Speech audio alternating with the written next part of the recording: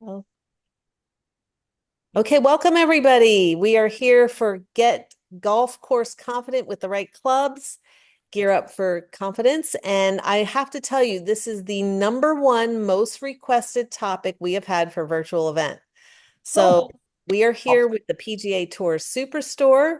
I'm Donna Hoffman, the founder of Women on Course, and I'm here with Jody Whitty, who's our VP of Partnerships. And Jody would like to say a few words before we get started. yes. I want to thank everybody for joining this call. It's going to be a great learning event.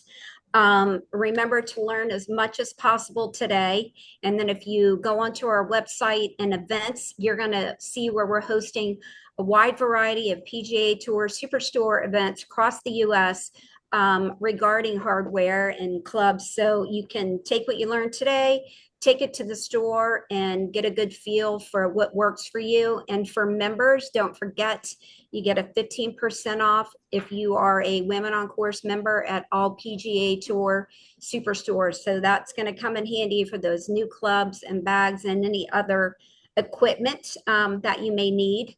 We also have some great giveaways today, and we have a studio driver fitting from PGA's Tour Superstore, and we have a beautiful Glove It golf bag that you're going to see and learn more about today. So, Donna, back to you. Okay, well, I'm going to turn this over to our PGA Tour store experts. Today, you're going to meet Bill Elmore, and Bill is the Senior Director at the Learning and Development Center. And then we have Summer Benstemaker. Hope I Perfect. said that right. Nailed it. And if you've been on our calls before, you will remember Summer. She is the manager at the PGA Tour Superstore Performance Training Center in Atlanta. So if you're in Atlanta, you Mhm. can work directly with her. So, Summer, take it away. Awesome. Hi, ladies. Thank you for joining the call. We have a lot of really awesome things to talk about today. So we are here at the PGA Tour Superstore Performance Center. This is where we do all of our training. Yeah.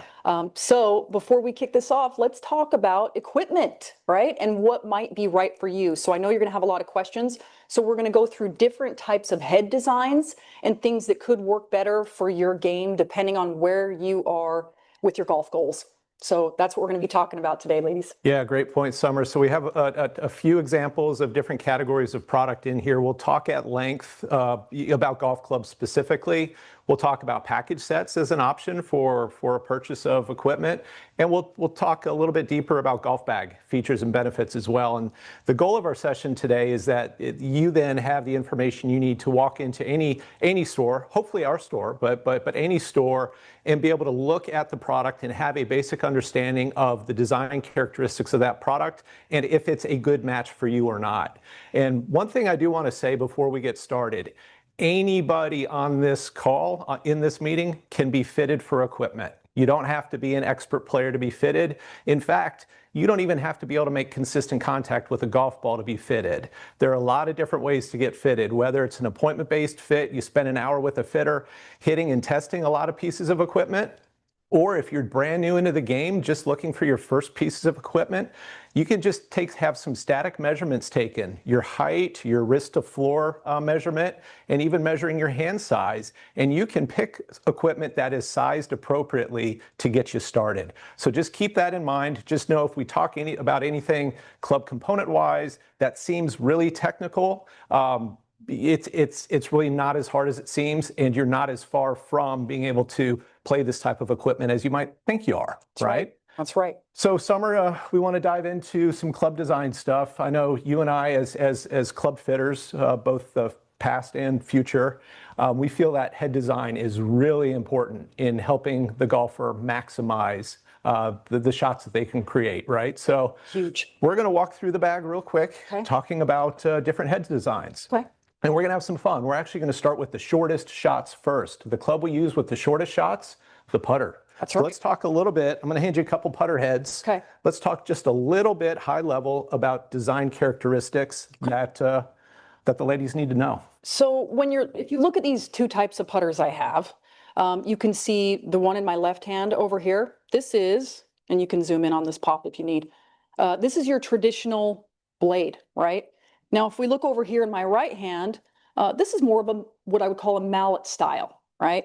Now, the difference between these two is going to be, like you see this part right here.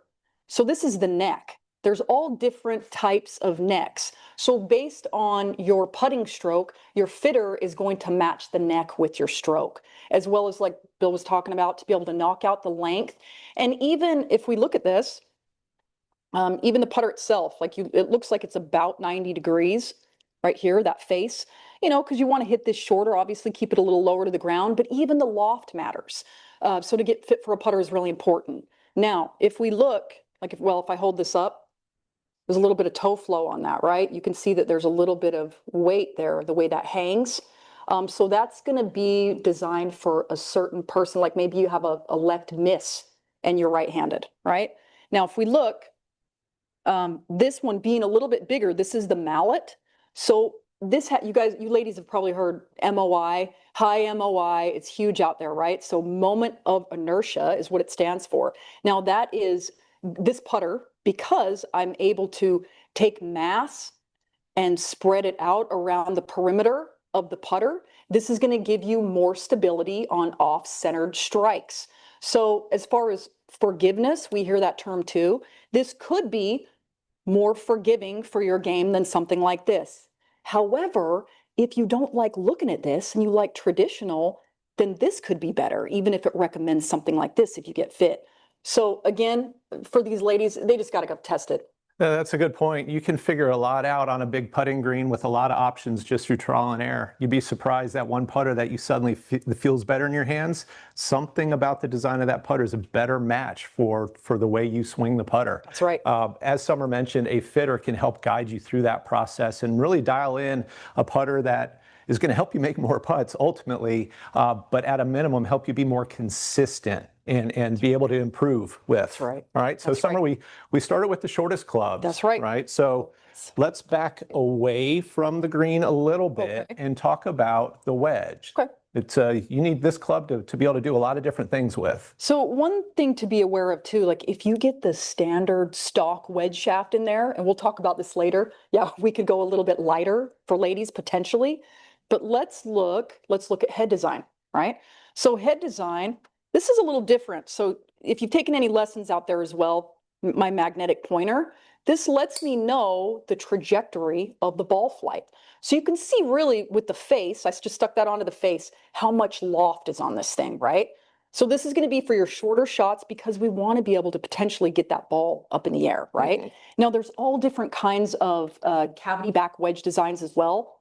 So the cavity back being the back of the club here. Now, there are certain brands that have a huge chunk cut out back here. And again, similar to the putter, they can distribute that weight on the outside and make it more stable. So if you don't hit it in the center every time, then it's going to be more resistant to twisting, right? You'll hit it better. Yeah, to your point, Summer, the wedge it has so much loft, it's actually a very versatile club. Right. Right. So it's even designed down on the sole plate, like you mentioned, to really just kind of to skip through the turf, making it easier to make solid contact on your chip shots and all your short shots. Right. Well, you mentioned the cavity back design.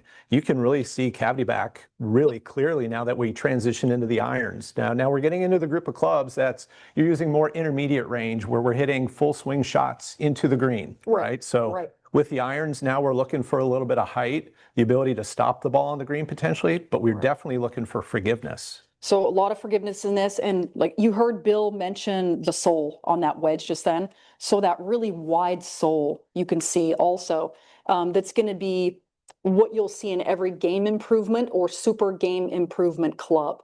So that means the center of gravity on this is actually lower to help you launch the ball into the air higher, right? And also great on off-centered hits, right? If I'm not hitting it in the center of the face, I might want to look at a design like this, which, like Bill was saying, there's that huge cavity back, which has created just a ton of forgiveness with this club. So yeah, you're not going to lose a ton of ball speed. Ball speed's huge, right? So if I can hit it closer to the center, I'm going to have more fun playing golf. So depending on where you are in your golf journey, this could be something that could work well for you. So Summer, you've mentioned a few terms that I've heard consistently through the clubs that we've talked about. Moving weight around the club head to improve MOI or forgiveness. Right. That's something that we see in a lot of equipment now, and we'll continue to see it as we look at all the way up to the driver. That's right. The sole width, really important for turf interaction. Now, one question I have for you though, when any of us walk into a store, we don't just see one type of iron that's up there. We see, even within a family of irons, we see a lot of different shapes and sizes. So I'm holding here two very different sized 7-irons, but they're both 7-irons, Right, they both look like intended to do the same thing. Same club, right? Right? Now you were talking about the cavity size. Yeah. This one is a very deep cavity for forgiveness, That's but right. this one's not nearly as deep. So what would the player be looking for that might fit into this iron? So this could be somebody who plays a little bit more, right? Maybe you're someone who hits it closer to the center of the face and you don't need that forgiveness. Maybe you're somebody that likes to feel more of the turf interaction, and to also, with the head type, obviously this is much smaller than the other iron we just had. This helps me work the ball if I want to hit a little draw or I want to hit a fade. It's also a different feeling than a cast club as well. So that's for you to figure out, with your fitter and see what your preference is.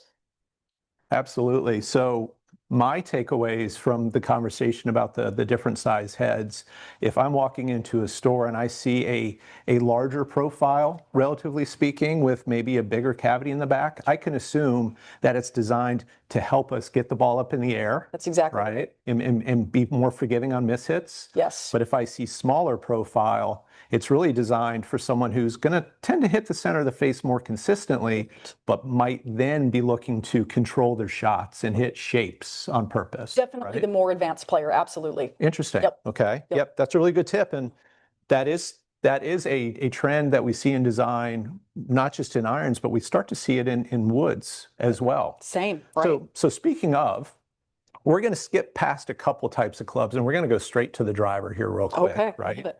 Love it. Because the driver is the one that's fun to try to hit. Right. It's also the fun one to look at in a store. Sure. Right. But the head That's shape good. is significantly different than what we were just looking at. And yeah, this is really popular too. Ladies have probably heard Max 10K. So this is the most MOI you can get out there. You can look at any brand across the board too, and they'll have a driver that is their most forgiving you could ask for. Now, if you look at that, look at the size of the head, right? So similar to the larger oversized iron, they've been able to give us a lot of stability with the mass of the head. They also have this nifty little weight back here. You can even add more weight if you customize it to get you even more stability if it's something you need. Not to mention too, being the driver, you can see how similar to the putter, not quite 90 degrees, but this is something that I want to flight a little bit lower so it rolls out. But again, I don't know what loft's right for you. So you'd have to go in and check. I mean, we have anywhere from 8-9 degrees all the way to some of these package sets that have about 13.5 degrees with some adjustability. So speaking of adjustability, you can see there, this is a specific driver that has 33 different ways that we can adjust this as fitters. So to really dial you into your ball flight. And almost every brand has something very similar to something like this. So yeah, a great way to just be able to get what you need for your swing. Yeah, so adjustability has become really big in the industry. And the idea behind that is that you mentioned 33 settings. 33. We could literally have 33 different golfers with different ball flight tendencies all be able to play the same driver. That's right. And set up the driver so that it benefits them the most with the trajectory and the directional control bias built in. That's absolutely right. And the technology is pretty awesome. Yeah. It really is. Yeah. I'm such a golf nerd. All right, so True. so now we're going to split the difference. So we've got a couple clubs that are kind of tweeners between the irons and the driver. There tends to be a big gap in people's sets between the longest iron that they play and then how far they hit their driver. So there's two styles of club here. One is a fairway metal. Right. The other is a hybrid. Okay. Can you talk about each of these? Yeah. So if you're looking at hybrids, look at, honestly, I would look at the last iron that you feel comfortable, with hitting. So if you only hit 5 or 6 clubs in your bag, or maybe those longer irons, we're thinking even past a 7-iron, or having a hard time getting in the air, this can certainly help with a hybrid. If you're somebody who slices the ball, the way this is designed, it's called offset, it's going to help keep you off the right side of the fairway. So it could be fantastic to potentially replace those irons. And even if you hit it left, again, like Bill said, you can adjust these. If they're not a bonded hosel, I can make all kinds of adjustments for you to get you in the flight that you need. So great replacement for long irons. And then last but not least, the fairway metal. We would have called it fairway wood in the past. Fairway metal. No longer Yep. wood, now it's metal. So it's the fairway metal. Yeah, so this is fantastic. This is actually an 11 wood in my hands. Now I carry up to a 9 wood because I love it. I don't need my 5 iron anymore. I mean, if I hit it too low, these are supposed to, because you can see the mass of the head, right? So essentially, this is going to take the place of the longer irons. There's not as much offset. So for those of you who do miss left, potentially a fairway wood instead of a hybrid, again, go test it with your fitter. But this is a great way to get some forgiveness at the top of the bag, meaning I don't have to hit this dead center, right? I can hit this pretty off center and still not be punished too badly, right, on the miss hits. Oh, we got something in the Little AC Yeah. rattle up above us. Sorry. So to summarize, anytime you walk into a store with lots of different golf clubs, in general, the larger the profile of the golf club head, the more forgiving the head is. When you see the head seem to connect through what appears to be a movable or adjustable piece at the end of the shaft, that gives us the ability to adjust settings on the head to either help ball flight up and down or side to side. And then if you're looking at irons and even putters, the profile of the golf club will tell you if some are more forgiving, intended to hit the ball up higher, or maybe a little less forgiving, but allow the better player a little bit more control and workability. And with the putter, that's true as well. The head size speaks to forgiveness a lot of times, and don't discount the way that there are lines drawn on the putters or shape is used for alignment and aiming. But with the putter, just go stand on a putting green and just grab a few different styles and hit some putts. Through trial and error, you'll start to figure out what you like looking at better than others, and that's where a fitter can step in and give you some guidance to help narrow down those options. That's perfect. Okay, so I don't want to gloss over 2 other very important components of the golf clubs. Okay, but the head has the largest, most predictable effect on ball flight. That's why we spent the time talking about the head like we did. Shaft does play an important role. Sure. Right. You know, huge. shaft kind of connects your body's swing and energy to the club head. Right. So there's a term called shaft flex. That's pretty important. How do we know if somebody's in the right shaft flex?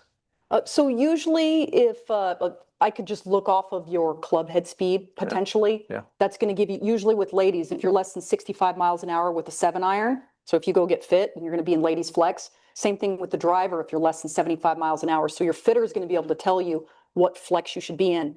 Now there's also another component too. If you've been playing your husband's hand-me-down clubs and you're used to something stiffer, you might like something stiffer too. So again, I would just go and test that. Yeah, shaft flex is one of those that you need to figure out by swinging a club and hitting golf balls. You know, if someone comes in and they don't have the ability to swing, let's say they have a back injury that's preventing that, but they still need to be fitted, we can still make a best guess based on either history or what they know of how far they hit a 7 iron. But in general, shaft flex, that's more testing. That's hitting shots in hand. Right. Now, through the set, you might see different lengths shafts. Sure. But that's just built into the set just for control and trajectory reasons. That's right. The grip, though, is something that we tend to take for granted. Yeah. Now, there are different styles of grips and different sizes of grips. How do we figure out what the right size is for us? So same as the static measurement with your wrist to floor and your height for the actual length of the golf club to get started. We can do the same thing with your hand. And then also, mind if I borrow this, Bill? Please, go. We can simply, for the right-handed golfer, I like to, and you can zoom in on that pop. So this is a standard, is it standard? This is a standard men's grip, which I've always played. So we can see my longest finger, how it just kind of meets the fat pad of the hand there.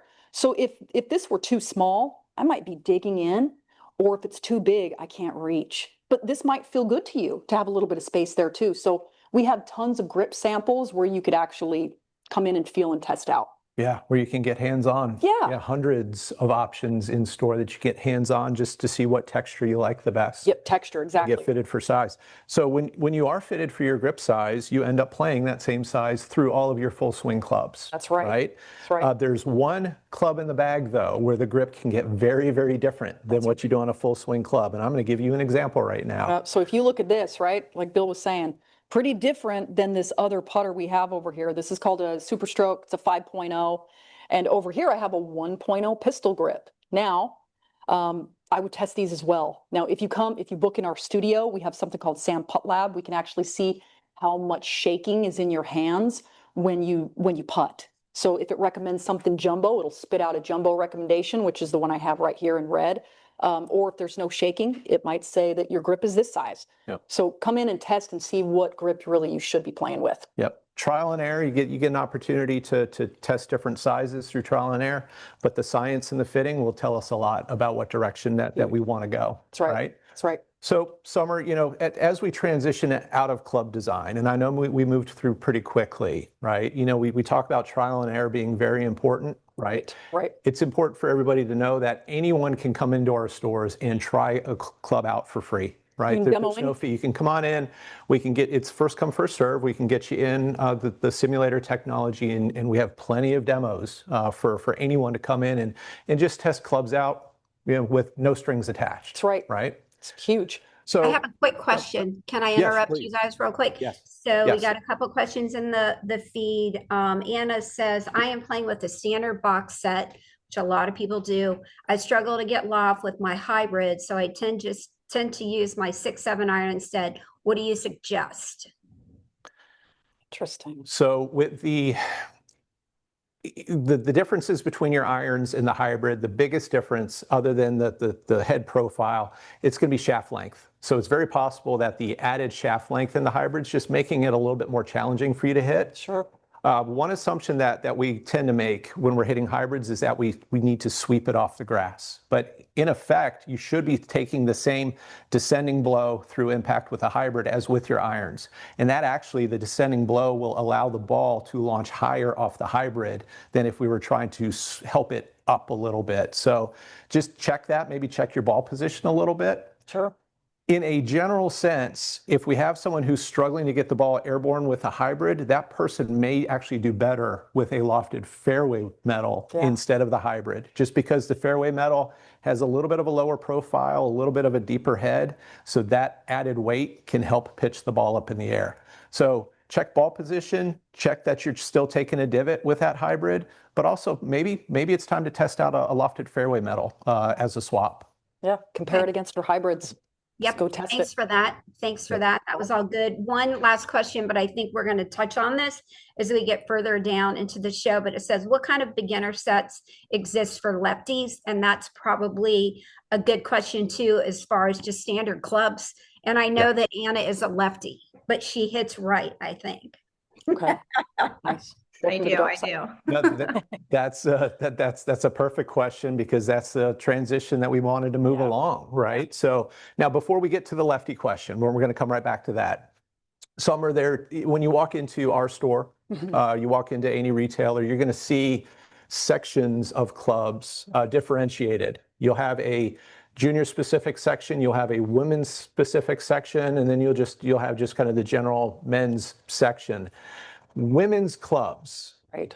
What does that really mean? So generally, if you're looking at women's clubs that are going to be in that women's section, they're going to be lighter, shorter, smaller grips. If we had any men's bags in here, they're actually a little bit taller.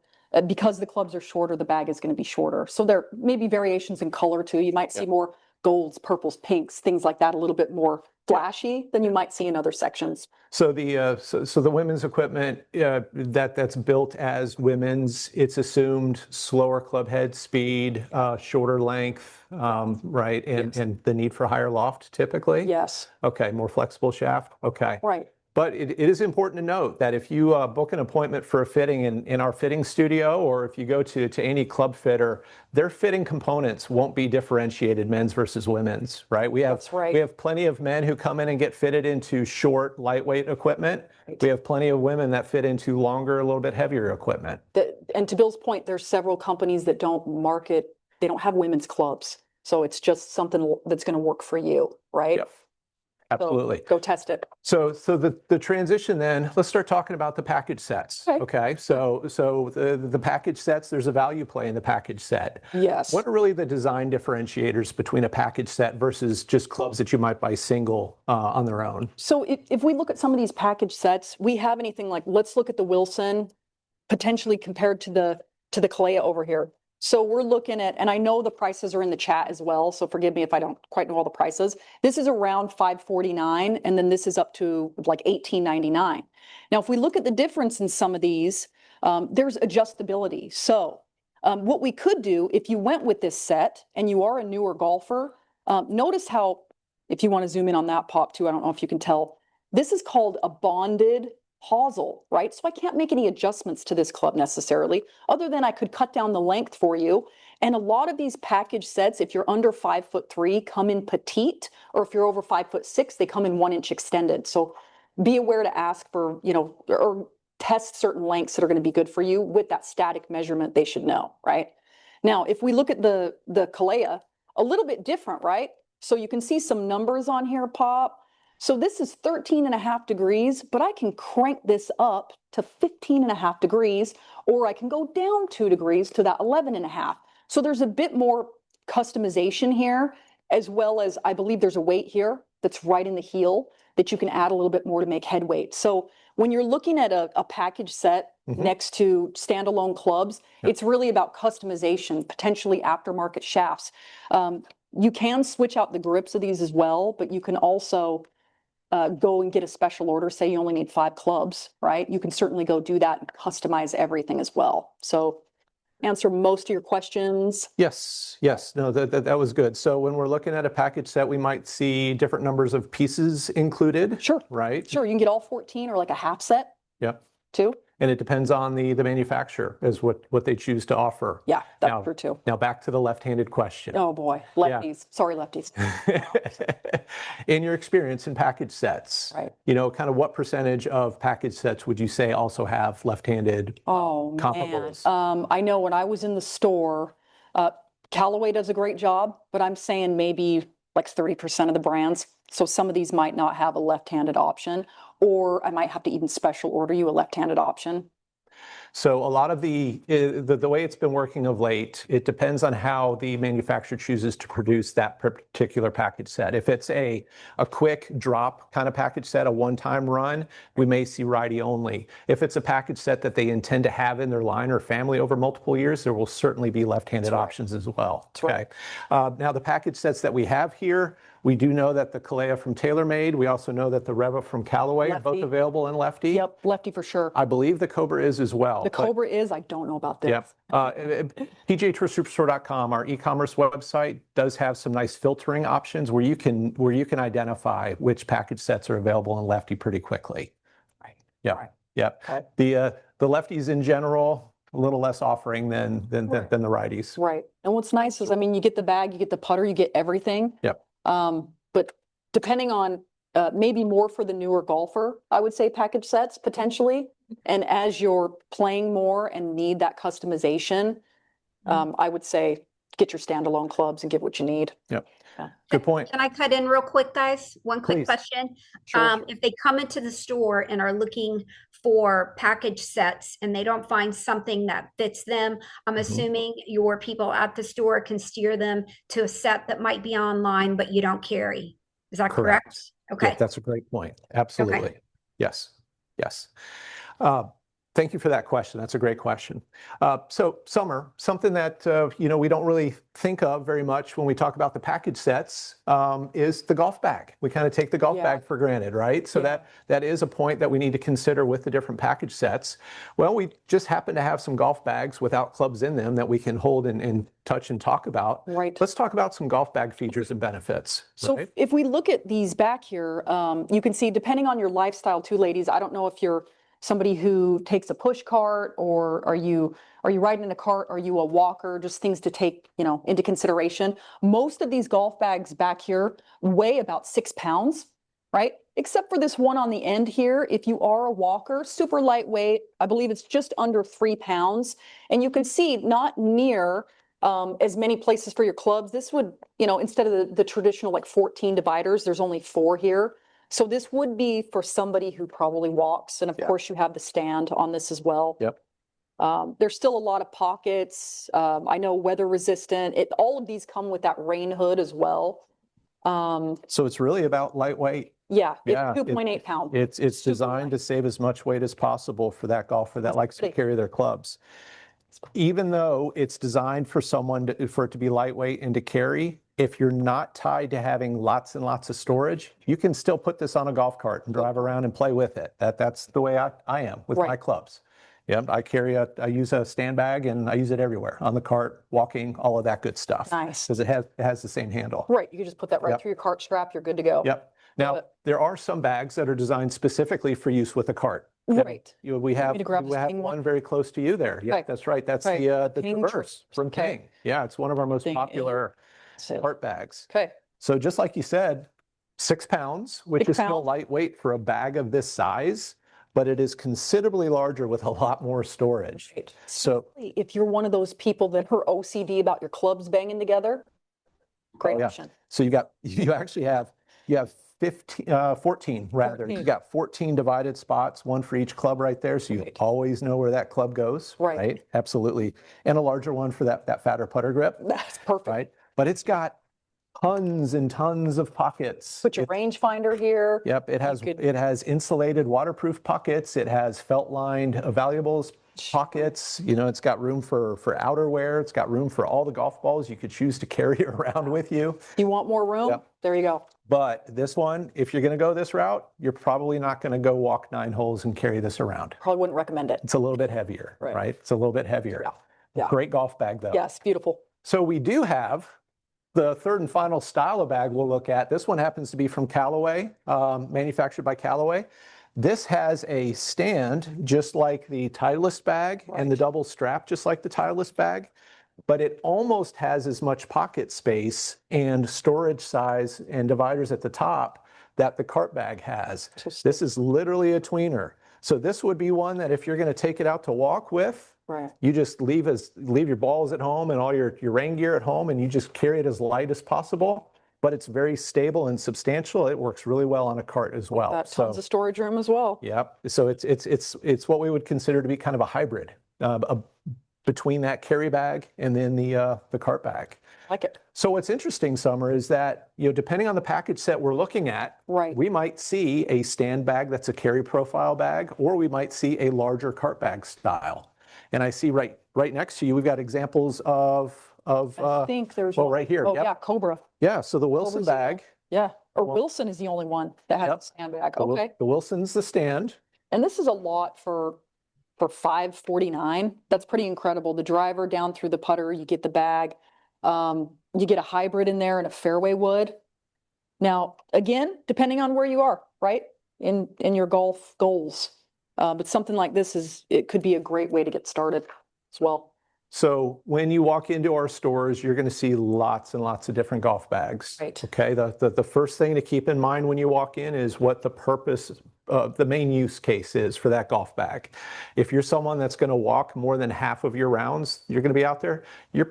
Unless you carry a push cart to put your bag on, if you're going to carry your own, you're going to want to look lighter, which means you're probably going to look a little bit of a smaller profile. But if you don't care about that and you just drive a cart whenever you play, hey, the world's your oyster. You can go any route with any size bag as long as you're comfortable with it and it gives you the storage that you need, right? It's perfect. Yeah. Yeah, a lot of options for you ladies. I have So- one quick, I'm going to interrupt real quick again. Sorry, Please. keep interrupting, That's but the great. glove it bag, can you do a close up of that? Because that is the one that we are going to be giving away at the end of the call. Oh, great bag. Thank you. Thank you very much. This is the Urban Blue from Glove It. It is a cart bag, if you will, much along the lines of what we looked at a moment ago. It has 15 different unique dividers at the top, right? It has a special carve out spot just for the putter to fit, which is really nice. It's got lots and lots of storage. In fact, I believe it has 9 different pockets. So lots of storage capability in this one, and that again includes the lined valuables pocket and an insulated pocket. The umbrella. But it's still lightweight. It's that 6 pounds. So this is a really, really good bag. Towel hook, umbrella holder. Yep. I mean, this has everything. So to the lucky winner at the end of the call. It's awesome. Yep. Cool. Okay, so Summer, we've run through a lot of information here. Okay, we've run through club design, making club decisions, the differences between package sets and then the individual clubs. So now we're the shopper walking into a store. What do we need to keep in mind when we're walking in to make our next equipment purchase or even our very first equipment purchase? Think about just a real, probably for all you ladies, just a really honest assessment of your golf game, right? Where am I? Am I having a hard time making consistent contact in the center? Am I hitting it too far to the right? Am I going too far to the left? What kind of help do I potentially need? Because once we knock out that head design, then we can really figure out what's going to work best for each individual. Absolutely. And we would encourage, we've said it several times, we would encourage anybody to take time and to try things out. Yes, test it. Demo, right? Get a Yes. feel for it. And then, get partnered with a fitter to provide some guidance, even if it's just a conversation to move you in the right direction or to help you make a decision, or if it's that fitter that's going to guide you through hitting shots and dialing in your ball flight profile. That's right. So one thing I meant to ask earlier, so we were talking about different club designs as we walk through. Well, not every driver is the same price. Not every iron set is the same price. What accounts to the different pricing that you might see on the different clubs? So anywhere from something stock, meaning that's the shaft that just comes in there with what you get, right? You get what you get. If you can change the adapter or that hosel to give it more loft. Some of the clubs we have in the store have aftermarket shafts, which are built with little tighter tolerances too. So those are upgraded shafts. So you can pay as little or as much as you want, depending on the amount of customization you want or need. Yep. So typically in store, if you see the adjustability built into the driver, it's going to tend to be a slightly higher price point than those that are not adjustable. It might be, yes. Through the special order process, if you do choose to go for an aftermarket shaft, there might be an upcharge because it's a higher quality is a difficult thing to say, but it's a more expensive shaft, right? Okay. Right. Now there are fees for fitting. Yes. In some cases, and we need to acknowledge that. If you want to book an appointment for an appointment-based fit, there is a fee. It's a $99 fee, but you get an hour and 15 minutes dedicated with that fitter in a private environment. You can walk in anytime free of charge and demo anything. We have simulators in the stores and associates dedicated to help give you guidance in those free walk-in areas. But those are just kind of quick in, quick out type areas. And it's not quite that same dedicated attention that you'll get in that for-fee fit, right? Even if you ladies just wanted to do something like a club comparison, that's about half the price. And that's you simply bringing in your own equipment and evaluating if you even need new equipment or not. Mm-hmm. So that would be a way to get started as well. Great point. And then a last question for me, Summer. So anyone on this call walks into the store and they understand what their tendencies are, right? What's their best bet for picking out the equipment or identifying equipment in a rack that's best for them? Is it to really look at those head design characteristics that we talked about? Yes, I would say look at them because there's forgiveness. There's something that's potentially a little harder to hit and then super forgiving. And that's from everything from the putter to the driver. So if you see a big driver head, but you're like, wait, is this a big driver head from what I remember? I would grab a fitter off the floor and just say, okay, I hit it a little to the right or a little to the left. Tell them about your game. That's going to get you some answers to get you in the right head design. Great point. It's a good start. Love it. Yep. Our people in stores are there to help you out. And that's what it's all about, right? That's right. Providing the guidance to start playing better and enjoying the game. Yeah, we want you to love your equipment, right? And we don't want you stuck in your equipment. So we want to make golf easy for you. So I think this is a great spot to stop and ask if there are any other questions. I had one in the feed, but I think you just answered it. And I was looking at the feed, so I missed it. The question is, do you recommend bringing in old clubs before you get fitted for new ones so you can kind of take a look at that? Yes, the evaluation. Yeah. Absolutely. So that's a appointment-based service that our fitters provide. It typically takes about 30 minutes, so it's not as expensive as that fitting. Right. But we're going to use our technology. You're going to hit some shots, and we're going to look at those clubs, even take some static measurements to make sure you're in the right length and the correct shaft flex, and that you've got clubs that are forgiving or match up to what your ball flight needs are. And at the end of that session, it's not about buying new equipment then, it's about deciding or understanding, hey, my equipment's good, or now you know where you could plug in some gaps, or you could look for new equipment in your wedges if that's what it is, right? I love it. Yeah. Bring your old equipment. And it's really fun too to see your performance gains to see potentially your old equipment and what the new technology can do for your game. So you'll be able to see that in the numbers and in the data, which is awesome. Talk about a confidence builder. Yes. Yeah. Yes. So another question, as a petite woman, from Kathy, and I can say that as well because I struggle saying I'm 5 feet tall, but would you ever recommend junior clubs? Honestly, I have. In the past, I did have to go to US Kids before. I had somebody who was about 4'11", and they happened to hit him the best. You know, it was the lightest, not really a lot of swing speed, so they just happened to work out the best for her. So that has happened.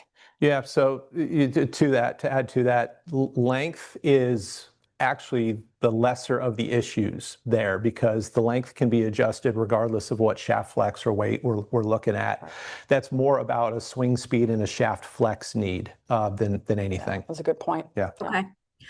What would you recommend for a 16-year-old who is just starting out on her golf journey? Awesome. Wow. Yep. Well invested, right? So two routes. Okay. The first is a little bit simpler if this golfer has not played much, is looking at something like a package set. Sure. A good bundled value set. It's a great way to cut your teeth in the game and really get going. The second option is to, believe it or not, go through a fitting. Because what you can end up doing there after you're fit is you can order only what you're absolutely going to need right then. Right. Okay. So perhaps you don't order a full set of 14 clubs or 8 different irons. Maybe you just bring in a 7-iron, a 9-iron, a wedge, and a putter, and a fairway like a 5-wood to start with, right? Just to get started that way. So there are a few different options. I didn't even mention looking at pre-owned equipment. That is possible. Pre-owned is a great idea. Yep. Yeah, pre-owned is possible. It's more of a wild card, finding a good fit out of that. Right. You could look in pre-owned and then again get with the fitter and say, how am I launching this? What's going on? Yeah. You know? Yep. That they were asking about putting a link in where to buy the club sets. My internet for whatever reason is running pretty slow right now, so I can't pull that link up. But obviously the best bet is to head into a local PGA Tour superstore and check out the club set so you can get a good feel and actually hold the clubs and talk with the experts at the store, like both of you, that can give them the best advice. Absolutely. We'd love to have you. And that's why we're there. That's right. So just come talk to us. That's right. Okay. Well, thank you both so much for this great presentation. I'm going to stop the recording right now.